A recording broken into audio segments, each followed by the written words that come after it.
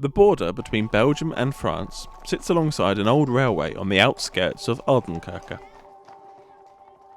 There is a path that connects the Belgium and French dunes, and next to it there is a nature reserve.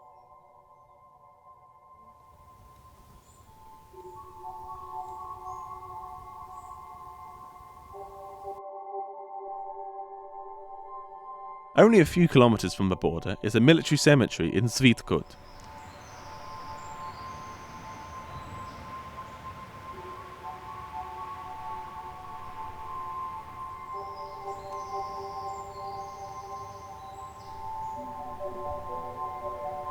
This area is steeped in war history. One of the places with particular significance to the region is Fort de Dunes.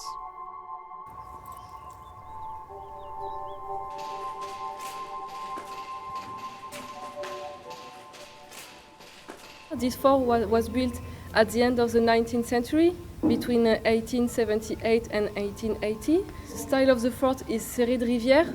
He was an engineer architect, and he is the creator of this kind of fort.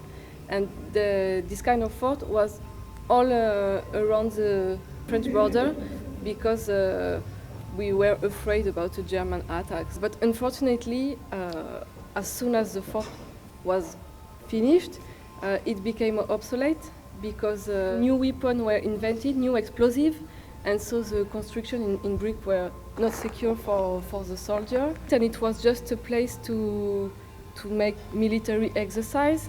So during the First World War, nothing special happened. But during the Second World War, there were French soldiers here, and the Germans knew it, so they attacked the fort, and a general died here, General Janssen, and other soldiers during the Operation Dynamo. And after that, so the Germans occupied the city, the village, Le Willcock, and the fort during all the rest of the war. And at the end of the war, 6 resistants were shot here.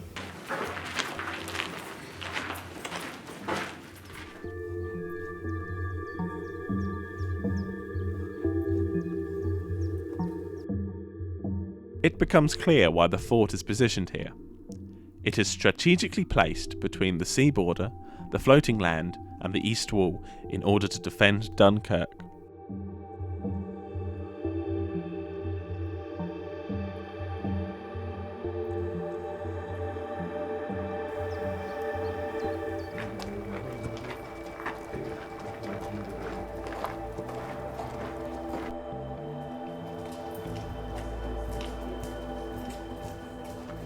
At the origin, the fort was really like this, all white and with a black band. Because of the light, there was just a petrol lamp, so all was white to have more light. So now the team of the fort is restoring all the fort like that.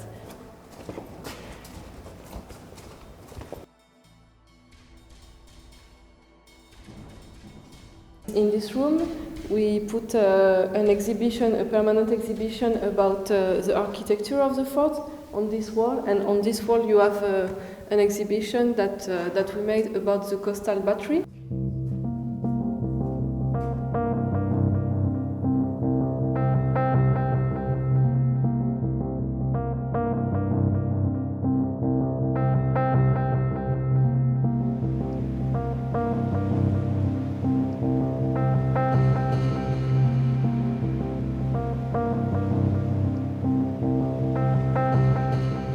In what we call the Willcock battery. We are not in Willcock, we are in Le Willcock town, but the name comes from the fact that this battery was supposed to defend the pass of Willcock here, defend the attack from the sea from this way. It was built in 1878, like the Fort of the Dune, because it was the annex of the Fort of the Dune at the origin. And after there was other construction by the French at the beginning of the 20th century, and after by the Germans when they occupied all the city of Dunkirk and around, and it was part of the Atlantic Wall. The name code from the Willcock battery was Dali. It was called Dali by the German here. You will see the different elements from the different periods.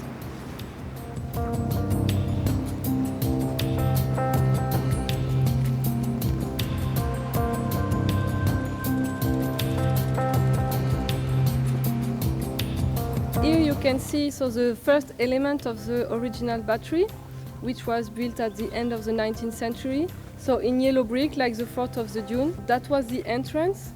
The structure, which are in concrete and not in bricks, are from or the French or the German.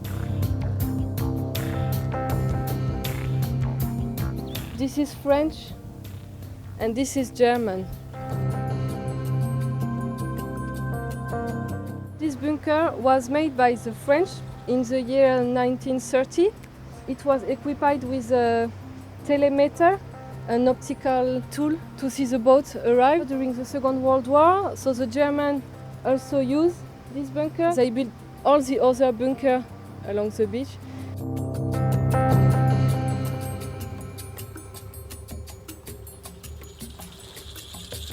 So this is a shooting place.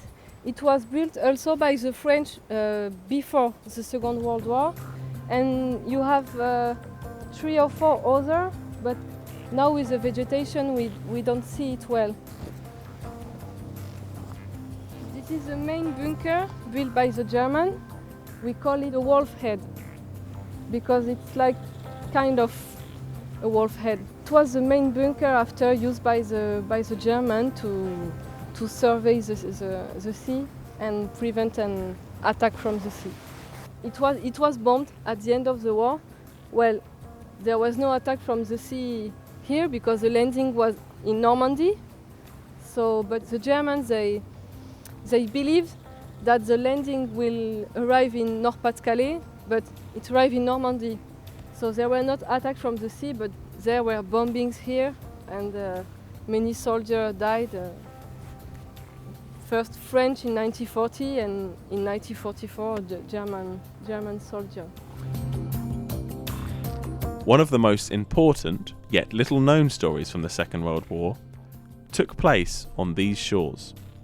So the funny war ended in the 10th of May 1940 when the German army tried to attack France from crossing Belgium and Luxembourg. They were supposed to be neutral countries, but the Germans crossed them anyway. They arrived in France both from Belgium, but also a part of the German army crossed the Ardennes. The Allied strategy in the event of an attack against the Low Countries was to swing their armies like a gate into Belgium, the hinge being the north end of the Maginot Line. This all-important hinge was protected by the forest of the Ardennes, a hilly and thickly wooded area, honeycombed with streams, its roads narrow trails, its bridges too weak for military vehicles. French strategists estimated the forest of the Ardennes impassable for armored forces. As you will see, this was one of the costliest estimates in all military history. That was the situation on May 9, 1940. The Allied army was mostly British soldier, French soldier, and Belgian soldier. They took them from the rear, so it was a trap. It was like a jaw, which closed. To avoid the loss of many men, the Allied commandment decided to try to evacuate the most possible soldier until the British coast. But out of the fog and the mist shrouding the channel came a strange armada of Navy craft, fishing boats, pleasure yachts, anything that would float. This operation was ordered and organized by the General Ramsay, a British general from the Dover Castle. He was in a room called the Dynamo Room, and so the operation took the name of Operation Dynamo. It started the 26th of May and ended the 4th of June 1940 when the Germans arrived finally in Dunkirk. It took a lot of, for example, cars, and material to create some bridge to go until the boat, because there is a lot of sand on this coast, so it's really difficult for the boat. Night and days there was many boats, all the boats from the British Army, and also what we call the little ships, just people who wanted to help, that tried to evacuate many men.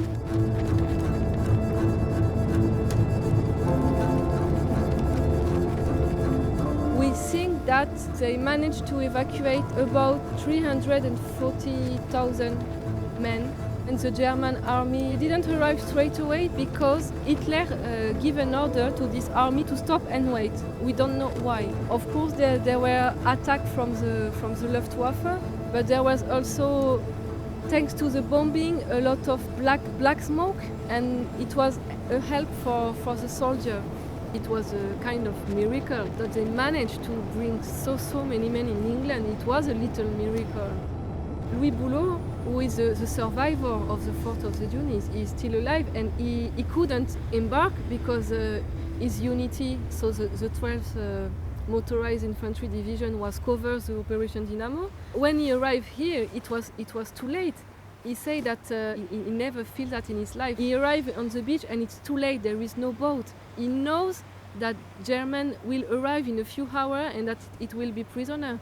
He said that he felt so empty at this moment, incredibly empty, like never in his life. He talked a lot about this period also, when he was prisoner, and it was a strange period. He said that Germans were very strange because they know that they are losing the war in 1944-45. They were still like blind.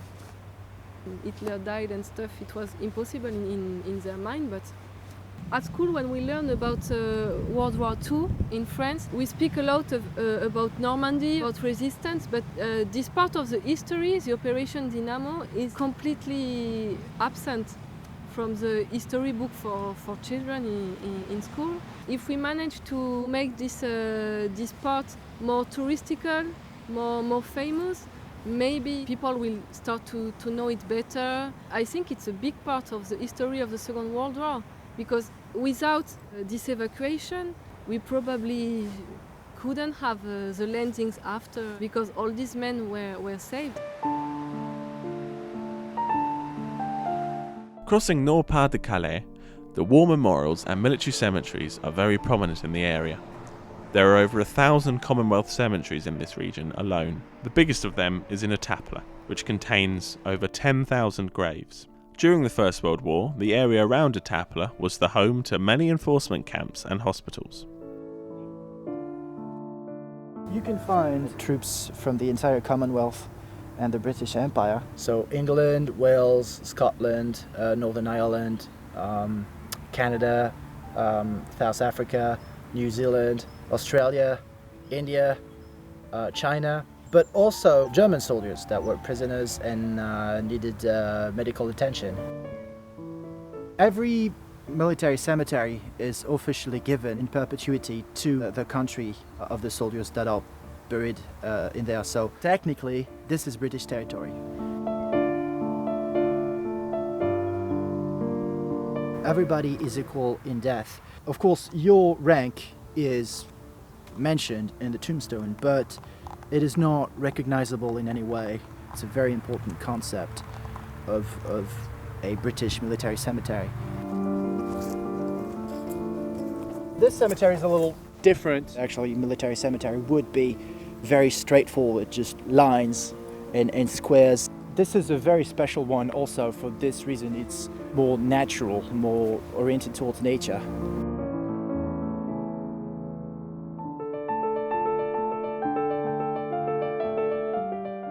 You can see here a Belgian tombstone from a soldier that died in the 1st of January 1918.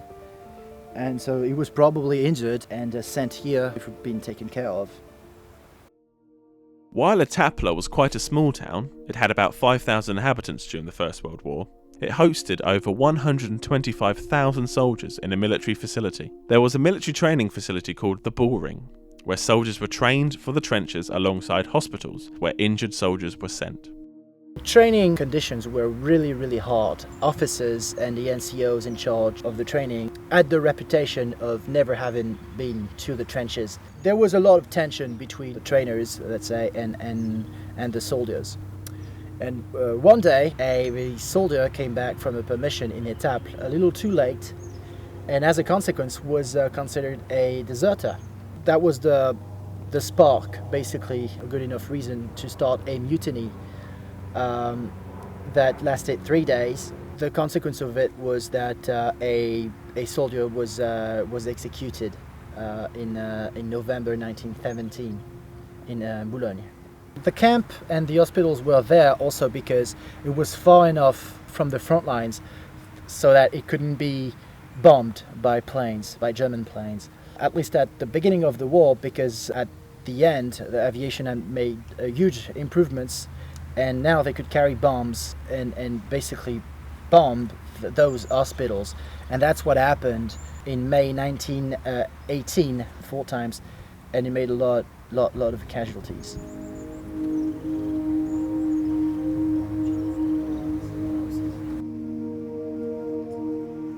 One of the issues that, let's say, remembrance has is that sadly very few Germans come and visit, whether the cemeteries or the museums. Very, very few. I understand there might be some sense of, maybe not guilt, but just being uncomfortable with the idea. I think we can get over that story of fighting each other and consider those places like places of peace, not of guilt.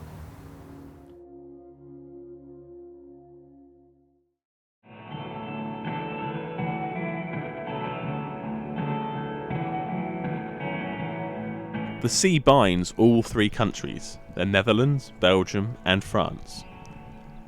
Looking out from the French shores to the United Kingdom, it is clear that the sea is the ultimate border, both connecting and dividing the different cultures.